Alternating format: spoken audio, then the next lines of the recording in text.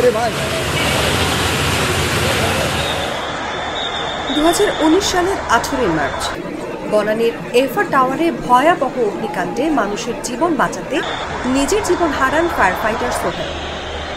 জীবন দিয়ে প্রমাণ করেন জীবন জীবনের জন্য, মানুষ মানুষের জন্য। তীব্র ধোঁয়া তখনও নিভে নিভে জ্বলছে আগুন। সহকর্মীকে সঙ্গে নিয়ে নিউ সুপারমার্কেটের 3 তলার চাপ চাপ আগুন নেভাতে ব্যস্ত ফায়ার ফাইটার মোহাম্মদ শান্ত। কাজ করতে করতে অক্সিজেন সিলিন্ডার খালি হয়ে আসার সংকেতও শুনতে পাননি তিনি।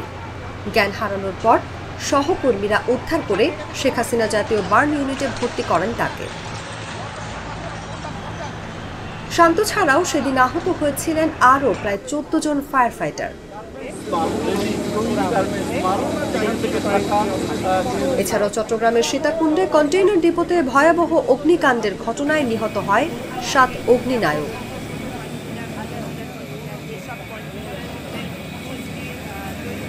চকবাজার, বঙ্গবাজার, বেইলি রোড সহ দেশের সব দুর্ঘটনায় অগ্নিনায়কদের নির্ভীকতার চিত্র উঠে আসে বারবার। উঠে আসে তাদের আত্মবলিদানের কথা। সবশেষ সচিবালয়ে আগুন নেভানোর সময় ট্রাক চাপায় ফায়ার সার্ভিস কর্মী সোহানুর জামান নয়নের মৃত্যু।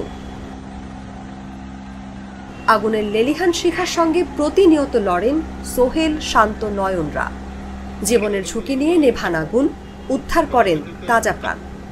কাজ করতে গিয়ে কখনো আহত হন, কখনো মৃত্যুর কোলে ঢলে পড়েন এই নির্ভীক যোদ্ধারা।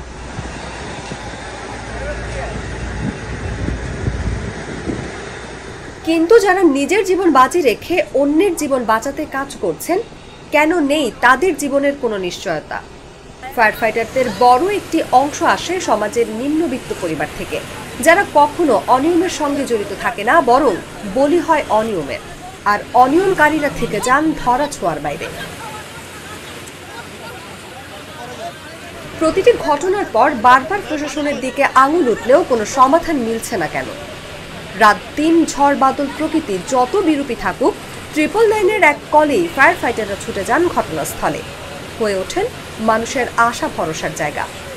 কিন্তু অগ্নিনায়কদের ভরসার জায়গায় কি স্বাধীনতার 53 বছর পরেও যেতে পেরেছি আমরা? অনুভা বিশ্বাস, জাগো নিউজ।